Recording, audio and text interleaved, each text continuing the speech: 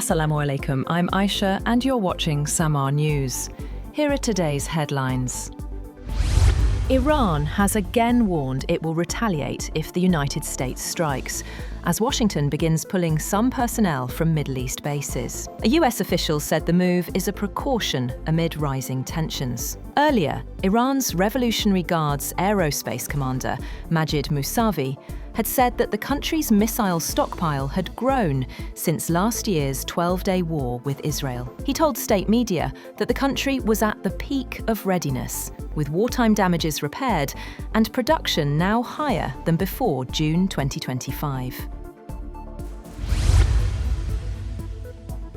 Iran has warned US allies in the region that it will strike American military bases if Washington attacks. A senior Iranian official said the message was delivered to countries including Saudi Arabia, the UAE, and Turkey, following threats of US intervention by President Donald Trump. A rights group says the death toll from Iran's unrest is nearing 2,600. While Iranian officials confirm direct contacts with the United States have been suspended. US President Donald Trump has said the United States would take very strong action if Iranian authorities proceed with executing protesters amid their crackdown on a popular uprising. Speaking to CBS News on Tuesday, Trump has said Washington would respond firmly if reported hangings go ahead, after being asked about claims that executions could begin as early as Wednesday. US President Donald Trump has said the United States would take very strong action if Iranian authorities proceed with executing protesters amid their crackdown on a popular uprising. Speaking to CBS News on Tuesday, Trump has said Washington would respond firmly if reported hangings go ahead, after being asked about claims that executions could begin as early as Wednesday. The death toll from unrest in Iran is nearing 2,600, according to a rights group. The report comes as Tehran increases diplomatic outreach to the US allied countries amid warnings of possible US intervention by President Donald Trump. Israeli officials say assessments point to a potential US intervention, though the timing and scope remain unclear. And Israel's security cabinet has been briefed on the risk of regime collapse in Iran. China's government has instructed domestic companies to stop using certain US and Israeli cybersecurity software.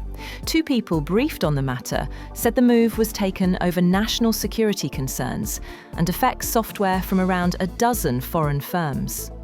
Among the US companies named are Broadcom-owned VMware, Palo Alto Networks, and Fortinet, while Israel's Checkpoint Software Technologies is also included.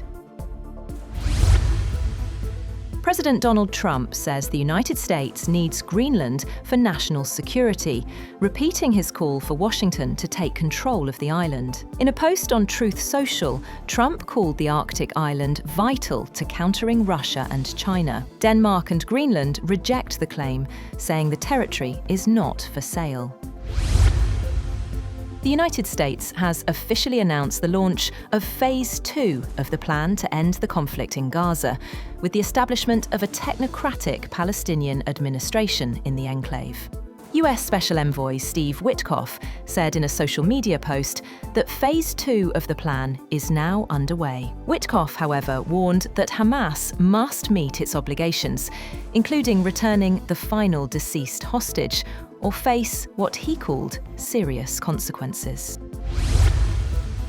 Denmark and Greenland will meet US Vice President J.D. Vance at the White House amid controversy over Greenland's future. The talks follow comments by President Donald Trump suggesting US control of the strategically located island.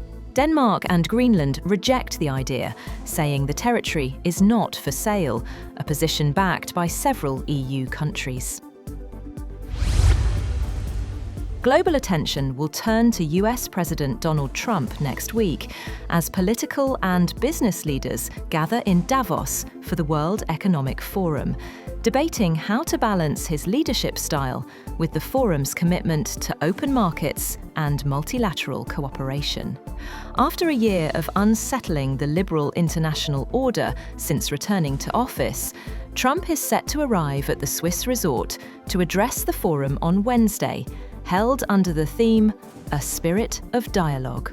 Pakistan's Prime Minister Shehbaz Sharif is also scheduled to participate in the meeting.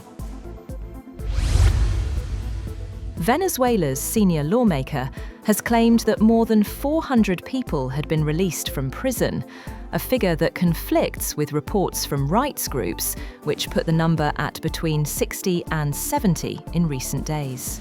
The releases come amid renewed calls for the freedom of those held for political reasons. National Assembly President Jorge Rodriguez has made the statement during a parliamentary session on Tuesday. Russia says it remains open to peace talks on Ukraine, but rejects any ceasefire without a full deal. Foreign Minister Sergei Lavrov has said that Moscow is ready for serious negotiations, adding that it would help if Washington briefed Russia on its latest peace proposals, amid reports of possible US outreach to Moscow. At least 31 people were killed and dozens injured after a train derailed in northeastern Thailand. A construction crane collapsed onto two carriages, sending the train off the tracks and briefly sparking a fire. Officials say nearly 200 people were on board. Authorities have ordered an investigation as rescue teams continue searching the wreckage. That's all for now. For more updates, visit www.samaa.tv. Thank you for watching Samaa News.